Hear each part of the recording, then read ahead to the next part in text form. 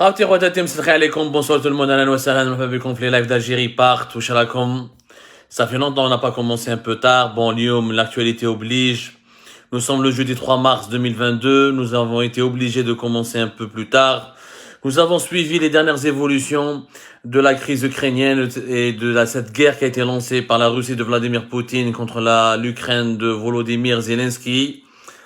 Eh ben, les impacts sont catastrophiques pour le moment et pas uniquement sur l'Europe de l'Est ou là, la région du Caucase où là uniquement le peuple ukrainien ou le peuple russe. Nous sommes dans une situation inédite, Yajma'a. Tout à l'heure, avant de commencer ce live, j'étais en train de contrôler, de faire le dernier recoupement sur les dernières évolutions, les prix du blé et des matières premières agricoles et la situation là est trop ouf, Yajma'a.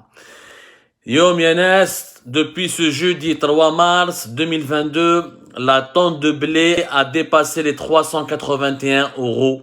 La tonne de blé, je le dis, je le redis, a dépassé les 381 €, voire même minimum, il faudra dépenser 379, c'est-à-dire 380 € la tonne pour les commandes du mois de mars, pour les échéances du mois de mars. C'est la première fois que la tonne de blé atteint des prix aussi vertigineux.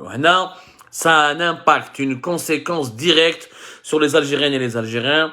Nous allons un mois de mars très difficile, ou le mois d'avril, Ramadan qui arrive très difficile. L'Algérie fait partie des 5 pays des plus importants importateurs de blé au monde.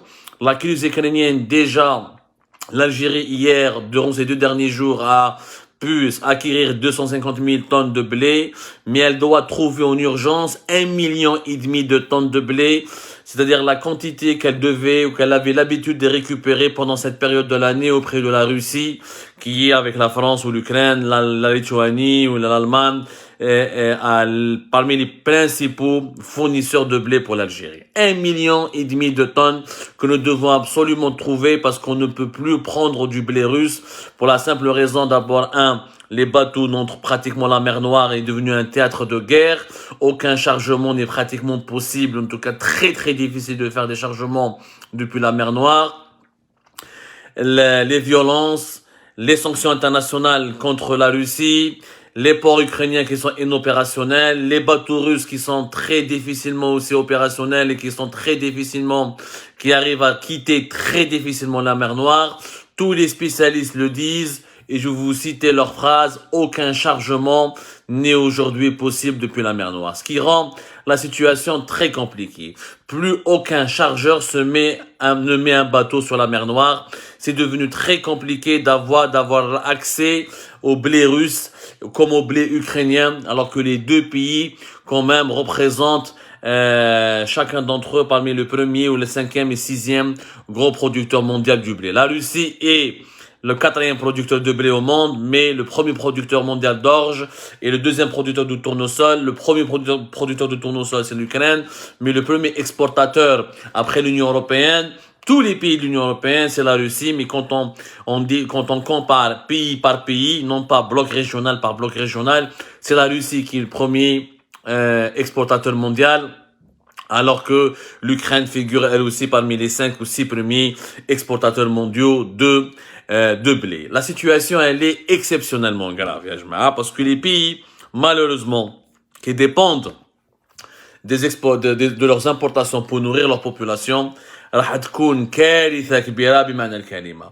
وعلاش كارثة؟ لأنه اليوم le blé va coûter un peu plus cher. Non seulement il coûte plus cher, c'est que le Monseba, il est en train de devenir introuvable.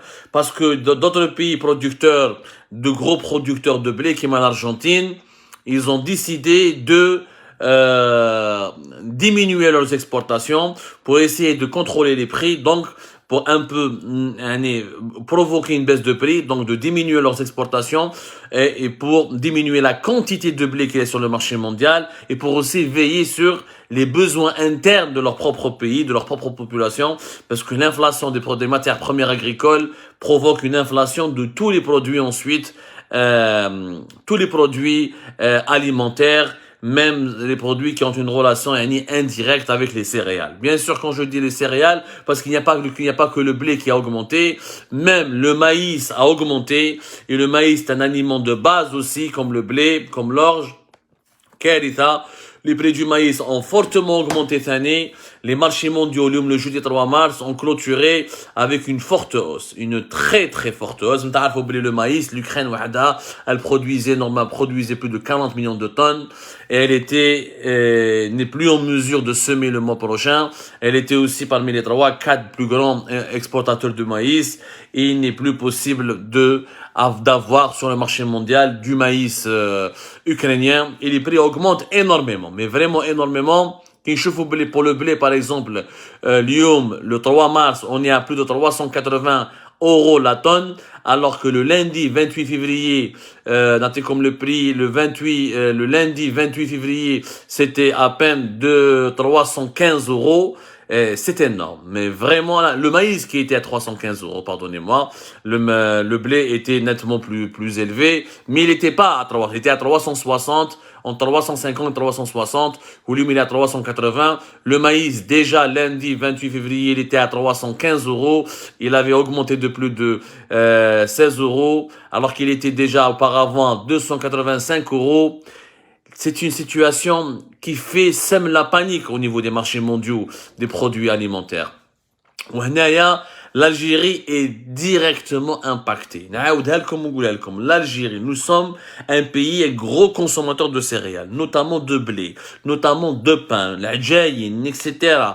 Et nous allons vers le mois de Ramadan. Quel est l'état des stocks?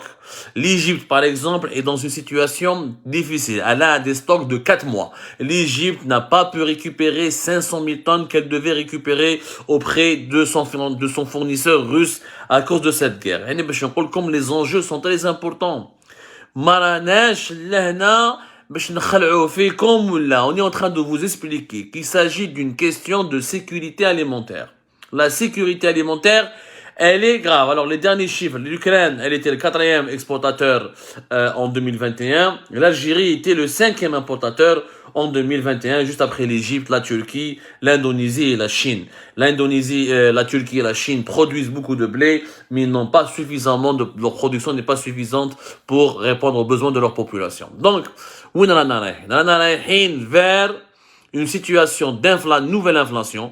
D'ailleurs, les prix ont commencé à augmenter sur les marchés algériens. Le batata طلعت, le hamad هدرش, tous les produits alimentaires nécessaires طلعوا, le حليب راح يطلع. ومن رمضان, les augmentations seront encore plus conséquentes parce que les matières premières agricoles, nous les importons. Même les produits, quand ils sont fabriqués localement, il y a toujours une matière première qui vient de l'étranger. Pourquoi? Parce que nous n'avons pas d'indépendance au niveau de la sécurité alimentaire.